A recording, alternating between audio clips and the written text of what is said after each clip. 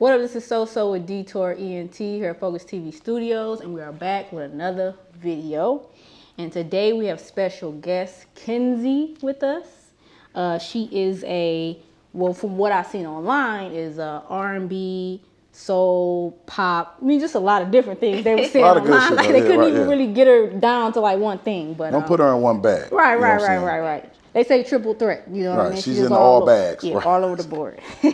So how you doing today, man? I'm good. I'm really happy. I'm still on the high from the drop. So okay. Yeah. That was it was on the 5th? The 3rd. The 3rd, okay. March 3rd. The 3rd, yeah. Go get that. Right. So that's a 2-single project. Yes, a 2-pack. Yeah. Just a little 2-pack for the teaser. It's called Choices. It's everywhere you listen to music. Right. So we're gonna get into that like a little later and everything, get a little bit of, background into, what it was like making that and, kind of where your head was at when you was making the stuff. But always we want to do background on the person just so people can get an idea of who you are and just see your character a little bit. So got some questions. They may not make sense in the order that I give you, but Okay. We're gonna go for it anyway. I read somewhere that you are a Pisces. That's true? Yeah. That's not, okay. So when is your birthday? Did it pass? We're in Pisces seasons right now. We are approaching it March 18th. March 18th. Okay, well. She's still in there. Right. Well, 22. we're not going to be with you then. We'll say happy birthday right now. Happy birthday right now. Thank you. Do you have any plans for your birthday? Actually, no. I decided to hang it up this year because in the middle of the rollout, I'm independent, so we've been pouring lots of money into the release, and I just don't feel like it wouldn't feel right spending money on a birthday celebration. Yeah. Now, if y'all want to do something for her, just buy the project. Right. Go buy the project. Buy the project. Definitely. Y'all can cash up her a couple dollars for a pint or something like that. Just a little razzle dazzle. Look, I've had people did that. They was like, "Here, buy a bottle. Do you know that I used this to pay for I can't say what it's paid for, but it was because we were related. Yeah, like I said, y'all money is well spent. Everything goes right back into what I'm doing. So no birthday party this year. I might do a small dinner with friends and family. Right. Yeah. And how old are you turning, if you don't mind me asking? 22. 22. Okay. Yeah. So you passed the 21. So that's Yeah. I feel like time is flying, and I feel like I just turned 21. It does fly. I just turned 30, and and that for me was surreal a little bit. So I guess it's my turn. Yeah. Right. I'll be 38 tomorrow. God damn it. See you're a Pisces too, then, right? Yeah. That's what I'm saying. Yeah. I wonder what's the difference between a man Pisces and a woman's Pisces? Is there a difference? All the same. They're all the same. I don't need. We ain't. We the same. No, we ain't. Trust me. That's why we not, because no, we ain't. Right. No, we ain't. That's why we not, because no, we ain't. Right. I feel like when they say, I really don't like that zodiac stuff. Don't put me down to no zodiac sign and like that. Sometimes it be on point, so, but But certain shit I be having you know what I'm saying? We love hard. Yeah. Love hard and aggressive. Passionate even. You know what I'm saying? Yeah. Stalkerish even. No. Stop. No, but when we hate hard. Vindictive. Now that I can attest to. You know what I'm saying? Vindictive. Okay. There's some people that ain't never gonna steer here from me ever again. Right. See, my wife's a Pisces, so I'm listening to y'all. I'm listening. Happy birthday, Mel, too. One time. Right. Happy belated. Happy birthday. Do you have any siblings? I do. I have 3 sisters and a little brother. Okay. Where are you at in the, So it's funny. I am the middle child in the bigger scheme, but when my mom and dad met, they both already had a daughter. So I'm their first child together. So I'm the firstborn and the oldest in the house right now. Right. But out of everybody, I'm the middle child. Okay. I think I act like a firstborn and a middle child. So I was going to ask you how is that being the middle child? But okay, you say like a firstborn. Yeah. I don't think I ever really behaved like a middle child. Yeah. Maybe my little brother was born for a little bit, but I snapped out of it. Yeah, the middle nigga's crazy. He gonna be here the whole time. Huh? Yeah, he is. Yeah, he unfortunately he gonna be here. The middle children crazy. I mean, you're not a middle child though, so No. So your residence is you're from Detroit. I did see that you were residing in Atlanta. Are you still residing there, or are you back here in Detroit? No, I've actually been home since November. So I was in Atlanta from February to November. Okay. It was never meant to be temporary. When I first got down there, it was supposed to be a 30-day trip for working. Okay. But on day 31, I signed a lease, and I just ended up staying because it was just a really dope scene. It's a place to live that any artist would dream of. Yeah. There are so many doors waiting for you to open them, so many opportunities, so many people to meet. It was crazy. Yeah. I was definitely I'm not coming home.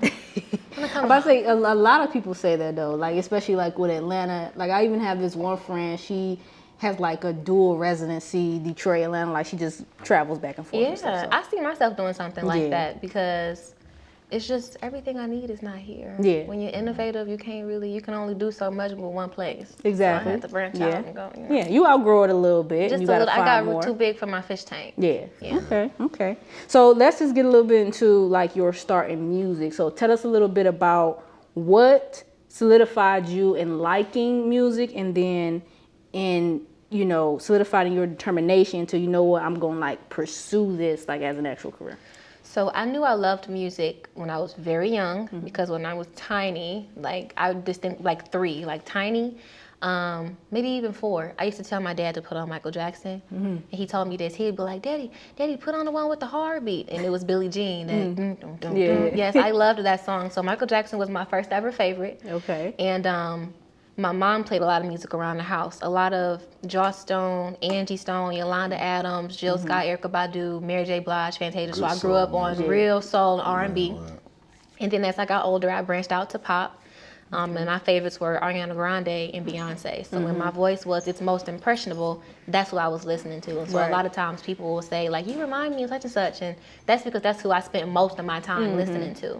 What made me decide to pursue music was a talent show that I did when I was like 17. So I had been singing for like years, since I was like 13. I went to DSA, I was classically trained, I was a jazz musician, and I turned 17, I was in college, and I was free to pursue whatever I wanted because I had graduated.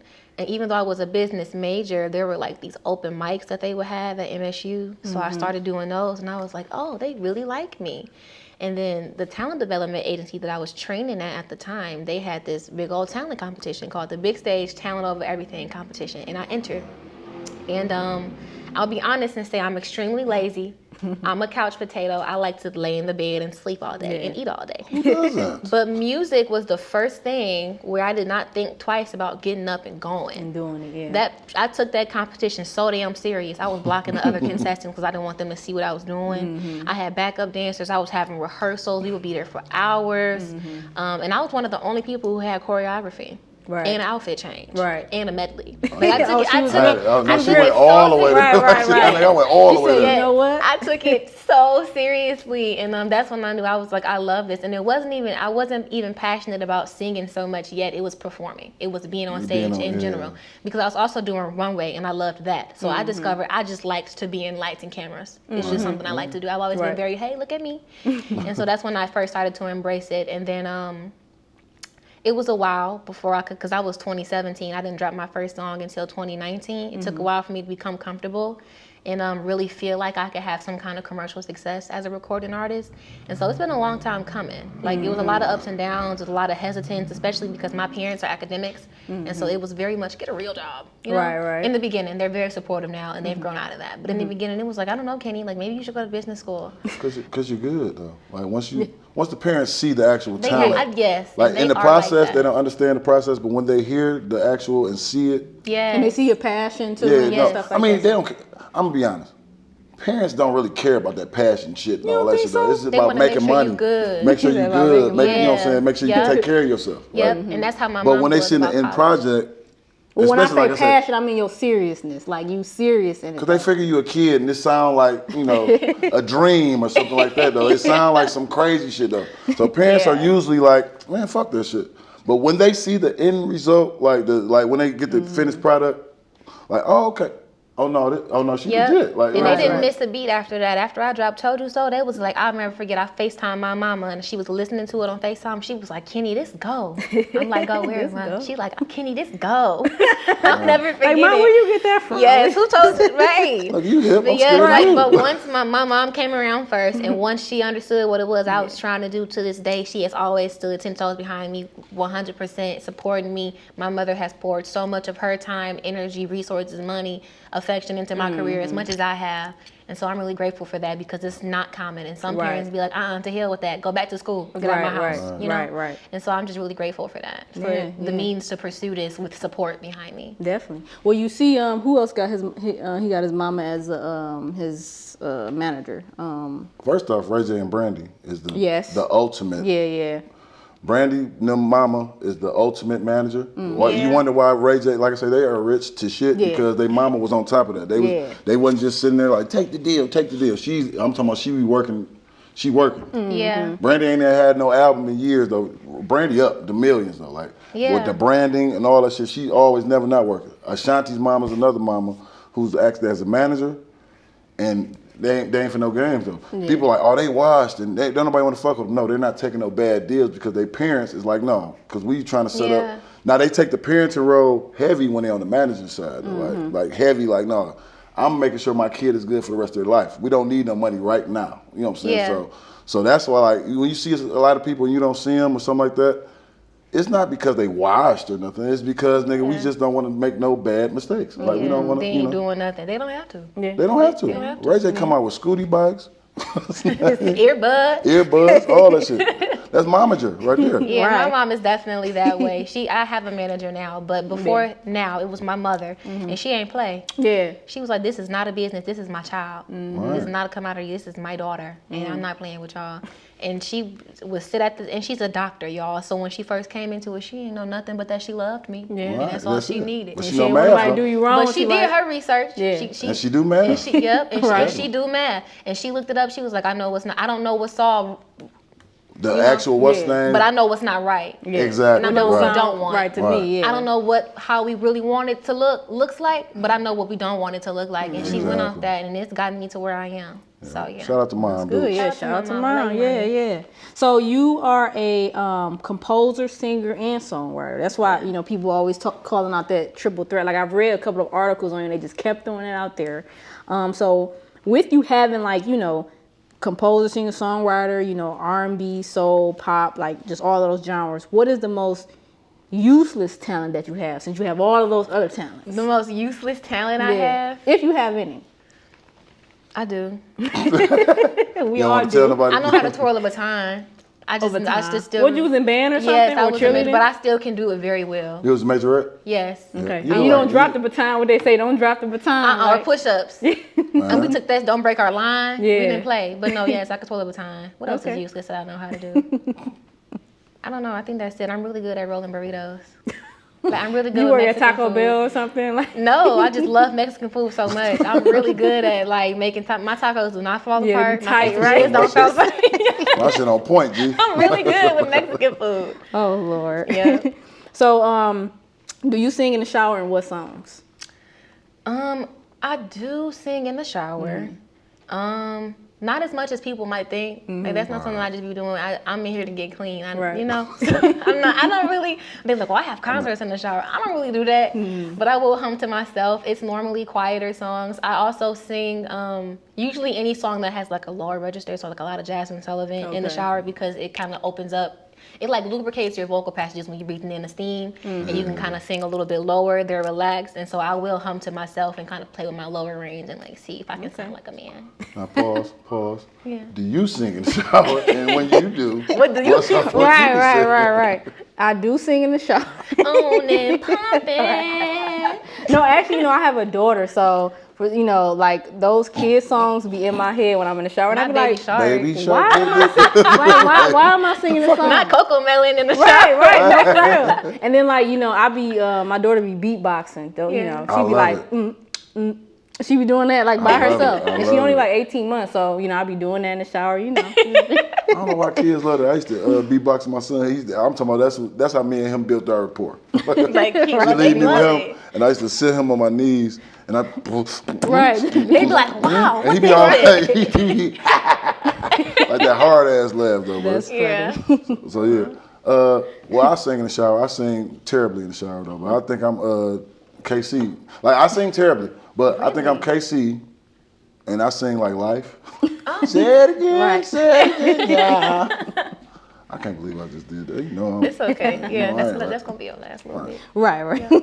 So you said in the previous interview that you lived a sheltered life. So what is the most trouble that you ever got into? This is embarrassing. So when I was younger, I was very talkative. And I was so talkative that you couldn't sit me next. You know how they move your seat? Like, oh, that's your friend. I'm going to sit you over here. I would talk to anybody.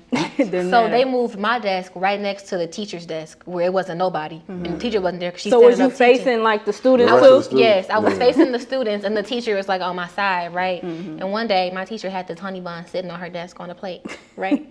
And What? You ate her honey bun. I took bites. Like I took little pieces. And I'm like, okay, if I take a little piece, she won't notice because it's a little piece. But I kept taking little pieces until it was one big old piece left. Wow. And do you know I had the nerve to tell her I didn't do it? Sitting right there next to her. Right. Who else did this, Kynzi? Do you know I had it wasn't me. What do you mean? Let me smell your breath. Still said it wasn't me. Right. And I also got in trouble one time. My father used to sharpen my pencils with a razor. And I took the razor. Yes, he took a razor. One day I put the razor in my pencil box and took it to school. I opened it up, go to sharpen my pencil. She got a knife. Right, yeah. It was on my record all through high school, possession of a deadly weapon. Wow. Well, yeah, I mean, they take that serious nowadays, but Well, thank God that you're you're not trying to pursue anything else but music or whatever, something like that, because like, that shit's serious though, right? No, but honestly, like that wouldn't follow her like all into her dog. It was I didn't see it until I was in college though. Like that's what I'm saying. It show up. It show up. It's possession of a deadly weapon. You have a file in high school. Yes. All them suspensions. Your permanent record member in movies, like that's gonna go in your I thought it was fake, right? That's real. That's some real shit. That's a real thing. When I went to go pull kids.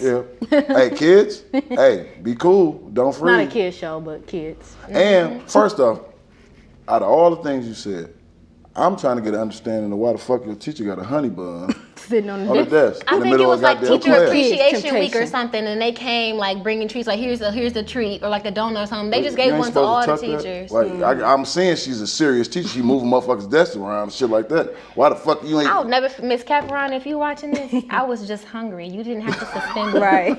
For the honey. You didn't have to suspend me. You didn't have to call my daddy. Right. My daddy came up there. I got a whooping. I had to write I will not steal 500 times. Oh, they said like you was stealing. My daddy did not play that lion stealing. Sit down and fill up this notebook with it. You was hungry, bro. You didn't steal. But I knew better. I knew it wasn't mine, and then I lied. Right. And then I lied.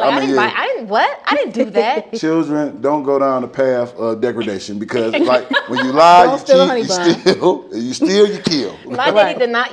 He did not play. He was like, right, I will not steal and I will not lie. 500. I'll never forget it. And I mean, it's so small, but then like when you think about it, like yeah, I did. Because if you would lie about that, you know. Lie about what else? Yeah. I don't think she's supposed to have no honey bun in y'all presence. Honey buns ain't even I'm a kid. I was in 3rd grade. It's sugar. I can't even We shouldn't have no concentrate. understanding. Like nigga, put that in the. And I genuinely believe I may be ADHD because it was like that all through grade school, even in high school. I was never doing the same work as my peers. I would get to the school. We would go through first semester. We would have parent-teacher conference. They would say, she's brilliant, but she just talks too much. She cannot stay focused. They would be like, put her somewhere else and give her some harder work. And it was like that all the way till I was in 12th grade. When I was in 12th grade, I was already doing college algebra because of my math class. I kept playing. Right. My mama was like, it's okay. Just give her some more work. Give her something harder because who wants to sit through something they already know how to do, especially as a kid. And teachers are tedious and monotonous. I'm about to sit here and talk to my friend. I know how to do this. 1 + 1 2. Boom, done. Right. Really, that's all you need to know. Shoot, how to count your money. Yeah, it's a honey bun right there. I'm not paying attention. I'm gonna eat this because it's right here in my face. Right. Stop playing with me, man. Right. You shouldn't supposed to have no That's fucking how I feel. honey They bun. can understand me. So, what do you do for fun in your free time?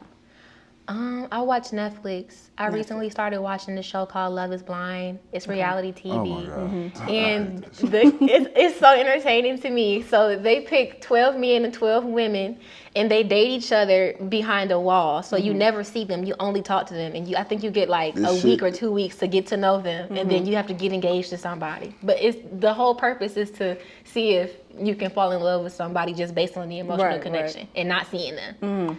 So yeah, I can watch Now, okay, there's a show, I think it's on Netflix, but they like dress up as like monsters. Like they have like masks on. I don't know what's the name of it, but They give everybody money. it's like a blind love show too, where Really? like each person has on costumes, and then I know this is second time doing that actually. Right. He actually dropped it Y'all got before. you need some water. I need some more.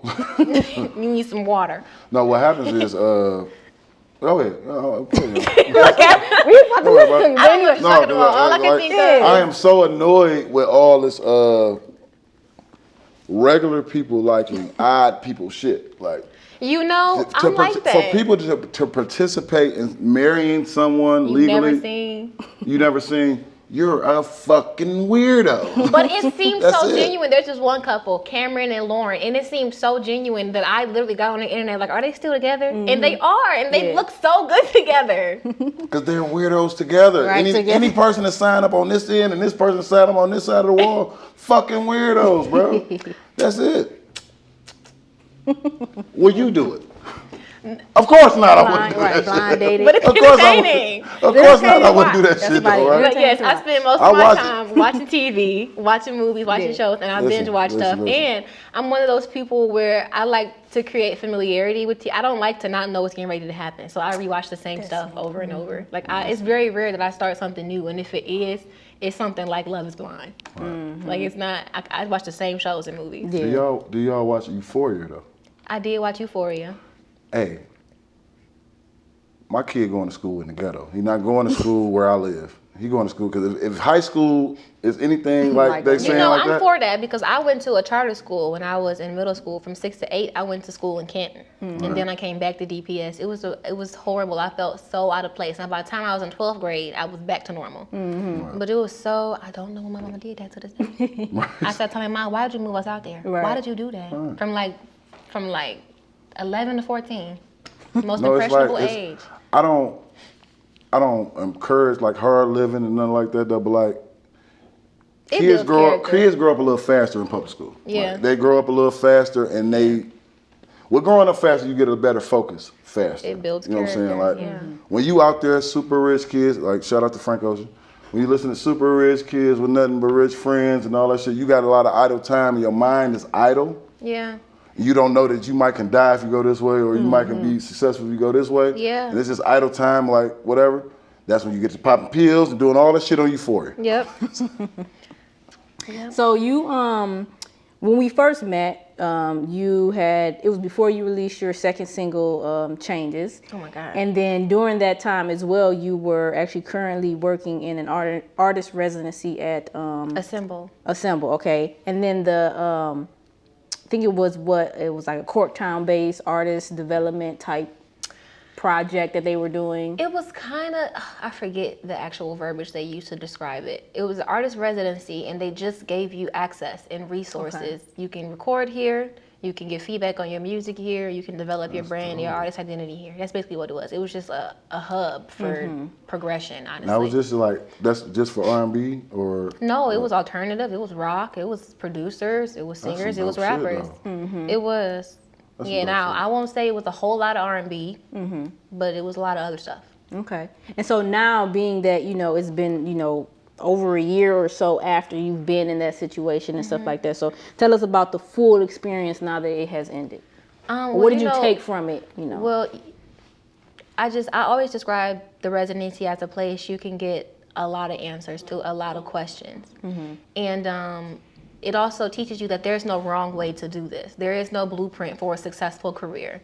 The only constant is be yourself. That's what you'll hear anybody say is be yourself, because that's the only thing you can be well, and just be authentic. Everything else just kind of falls into place. And it's a really good place to kind of explore your sound, explore collaboration. They're really big on collaboration and fusing with other artists and exploring other sounds. They're also really big on sync placement and like sync licensing, getting your music and shows and movies, and so you learn a lot about that as well. You learn a lot about distribution and all of like the black and white stuff behind the creativity of it, all of the business. Yeah, it is. That's a beautiful thing, because like I just wish more people had access to it. Yeah, I'll say that. Because I sat and watched the end of Slaughterhouse. I don't even, this is I'm gonna take a time out, because they of course these niggas that made a Joe Budden diss record or whatever though, and fucked up the brand. So Royce da 5'9" and Joe Budden had to do a live to explain everything that happened, because they had fans, they had all that shit, but Joe Budden thing was about the black and white. Yeah. He said, I'm not rapping on Shady because this deal is bad, whatever, whoop. We got to find a way to get the brand off of Shady, and when we get the brand off of Shady, we gonna make music. It took 10 years for them to get off of it though, like fighting to get off and own the stuff though. So like, And that's like one thing, everybody talks shit crazy about Joe, but like he all about the business though. Like all about the business. You can look when he went independent, his name, his albums was Rage Against the machine of the music industry. So he's like speaking out about, no, stop signing bad deals. I know you hungry, my nigga, but just wait, you know what I'm saying, suppress yourself. I know that you need some money right now, but it's a better way though. And now how music is now, when they say that you good, you should say it like, yeah, I need to turn this shit up a notch on my own. Yeah. Thank you. Thank you for the compliment. I know I'm popping to enough to where you want to offer me some money. Because when they acknowledge you, that means you've been there. You've been there. You've been there, and you can still go further. And You can that's go why further they express on an your interest own, because right. they see where you're headed. Right. Right. Yeah, and that's my thing because they can't stand me because I'm like that. Nice, thanks.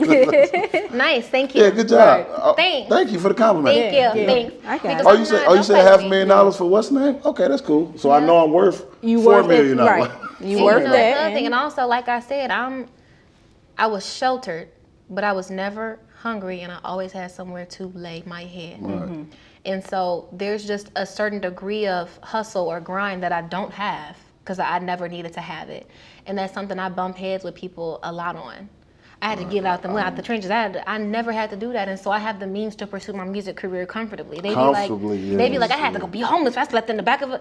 I'm so sorry that was your experience. Sorry, yeah. But I'm not in no rush because I have no fear that I'm gonna be in the back of a van someday living in a car. I don't have to do that. I don't operate out of fear. But we hear that a lot in the sound of the music. Yeah, like we it's well taken care of music. It's nurtured music. Thank you. You're not trying to sound like anybody. Exactly, and I would never false claim that because it's real. I didn't experience it, but I lived right next door to it. I had friends that did. Right. I would never be like, I had to get out the mud. I lived in the suburbs for 4 or 5 years. Not my whole life. I grew up on Lansdale, but I'm just saying I had it pretty good. Yeah. Better than a lot, and I'm blessed. And I'm not gonna ever try to be like, oh, I had to get it out the mud when I know that I didn't because it's serious. It's real shit. Cap. That's some real shit. All right, welcome back. As always, we got with us special guest Kynzi. And my next question is, so in looking up your music, I seen that you're not a recent artist, but just within the last few years, you've been like releasing music. Yeah. And that's pretty new. it is new. I got a quote from you though, and probably kind of the reason why I feel like that, there isn't that much music from you. And I'm pretty sure a lot of your fans want to hear more from you and stuff like that. So the quote I have from you is, I have a moment like this. I have a moment like this with all of my songs where most are listening to enjoy, I'm listening to correct. Only after I decide there aren't any imperfections can I listen to enjoy. And I actually kind of like that quote. That is a very good quote. That's a very Pisces quote. I think it's more Virgo. I'm a Virgo moon. So. Be a little analytical. Right. So explain that, and where do you think that comes from? Like that, I needed to be perfect before, either I put it out or before I like it to listen to it. I don't know. There's just, I hate these kind of conversations. I always feel a little conceited, but I always felt like I was just a certain caliber of artist. I just feel like I'm a certain kind of person, and I feel like I need to make a certain kind of music, and it has to sound a certain kind of way. It is about, at that point, it wasn't about creativity for me, which I have changed since then. Choices, I made that specifically just, let it go, release, and just do what you love. But at that time, I was just so hung up in hit making. I was so hung up in being meticulous and making sure there were no imperfections, just because I tied myself so tightly to my art. I don't want you to think there's imperfection in me. I don't want you thinking I'm flawed. I don't want anything that comes from me to be flawed. I want anything you come into contact with my name on it, I want it to give you a certain perception of me. And you're gonna, because I judge people based on their art. It's building a brand. Like, you know what you're getting from me. And that is part of my brand. It's the soundscape I create. What you're hearing is what I wanted you to feel. Some people don't care that much. Some people don't care about their mix. Some people don't. And it's never been about that for me. Yeah. So I just always felt like it has to be perfect. Yeah. No, I'm gonna say something because I don't think there's anything wrong with holding yourself to a higher caliber. And this just recently happened to me and my wife. So like these videos that we record, I edit them, right? And sometimes I get her opinions on like, what do you think? Like, was this transition good and things like that? So she critiques me a lot, and I get irritated because I'm like, all I wanted to hear was, oh, this was good. Like, you know what I mean? This was good, stuff like that. But she told me that because when I look at your stuff, I expect a certain caliber from you. I expect it to look a certain way, and when I don't see it, then I'm gonna let you know. Exactly, you know because people draw conclusions based on it. Personally, if I pull up your podcast and it's dim and the background dirty, and I'm not looking at that. If you get to talk, the quality if it look nice and you get to talking and you're droning and it's monotonous and you're not even putting any inflections in the way, I'm not gonna watch it. Everything so we're not matters. the Dusty podcast. No, y'all not Dusty. The Dusty. You know what I'm saying? This is very nice. Yeah. I don't be on the Dusty podcast. Thank you. Thank you. And look, the rest of you niggas that's gonna come interview her after, say it again. This is the first one. She don't deal with Dusty podcast. So you already know what it is. Catch her You know what mustard. it is. She don't deal with it though. And you better listen to the music too. Hey, be on God. So let's get into like your newest project. So your newest project is Choices. It's a 2-song project. Tell us a little bit about that, and first, why just 2 songs, and then just about what those 2 songs kind of represent together. Yeah. So I don't like calling it a project because it's just 2 songs. I call it a 2-pack. And it originally was just going to be 1 song. But I felt like I had let way too much time go by to come back with 1 song. I felt like my fans, I owed them a little bit more. Yeah. And so I did the 2. And they just happened to complement each other and be in the same key. They just sonically fit. So that's how that happened. It actually was not deliberate. And also it was 2 just to symbolize more than 1 in decisions, choices, weighing options. And so that's kind of how it came to be. It originally was only going to be Dizzy. We wrote Dizzy in September. I never intended to release Here. I think just playing stuff back in my vault one day, they ended up next to each other in the shuffle. And they kind of just flowed together really well. Yeah. And I was like, I think I'm going to explore this. And so it became a 2-pack. Okay. We kind of rewrote them and re-sang some things to make them fit closer together, and then we put them together. Okay. Now, do you have any, aspirations as to making videos for any of these songs or anything like that, or? I don't know. You don't know yet. Okay. She knows. Okay. She's just not telling. She got something special. Now cut that out. Y'all better cut that out. Right. They're not supposed to know. Not supposed to know. Okay, They're gonna be know. a little How jump would cut. So if you could change, this is just a question. I'm gonna end it here. If you could change anything about the industry, what would it be? I would make it more artist friendly. I would make it less about return on investment. I just would make it about investment. With no return on investment, because sometimes that's all a person needs. It's just to be able to create freely. And a lot of people who have a lot of potential don't have the means to create the art they really want to create. And that's why I waited. I'm gonna wait until I have what I need. I don't cut corners when it comes to my art. I will sit on some music for as long as I need to have the money to pay the person that I want to do the cover art. I will wait. Yes, I will wait as long as I need to have the amount of money I need to fly to Atlanta just so I can work with this one engineer, because I know he's gonna give me what I want. So that's what kind of person I am. I would make it more artist friendly. And I would create more opportunities for artists to be able to freely do what they love with no restriction, no bounds, no body in a suit standing over them telling them to make a hit. No, I just had a question. Do you think that more artists that's tier should contribute more to that? Being that they know, like I'm talking about like established artists. Do you think, with them understanding, do you feel, this is an opinion question, do you feel like they should contribute more to artist-friendly stuff, being that they know the grind and the I think some people do. I'm going to take this time to talk about Beyonce and Chloe and Halle. They invest in what they see. Now, it is, a lot of people, I feel like what a superstar is, what star quality is, what it factor is, has been warped over the years, but it's a very specific thing. And as many people as you think might have it, do not have it.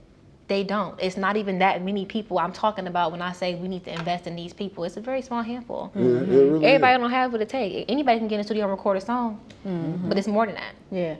And so, I want Hitmaker's doing it now. He just had a competition. I think he's flying 10 girls to Atlanta with no management, with no nothing. Like, they just pouring in. He said, I'm going to get 10 girls no matter what they look like, what genre you are.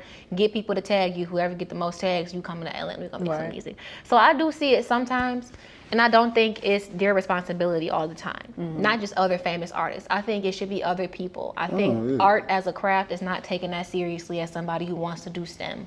or even somebody who wants to do visual art. I was looking for another residency after I left Assemble. There aren't that many.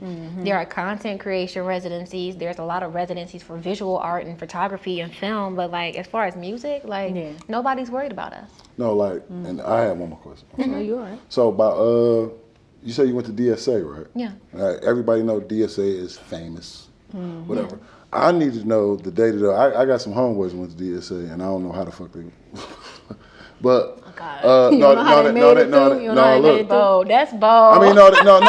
Wait. First of all, let me ask this question first. Is DSA like music, or is like they got academic? See, like, this, how does this that what work? I wanted to know, like, what's a day-to-day day at eat? Yeah. I mean, because they done pumped out some motherfuckers, though. Like, they like I say, you know, Aaliyah went to DSA, Delicious went to DSA. They didn't, like, this is what I'm saying. It's talent-based, though. Lori went to DSA. Tattoo Lori, you know what I'm saying? But she's an artist, you know what I'm saying? Lori like, Love? Lori, Lady L. Shout out to my homegirl, Lady L. Okay, yeah.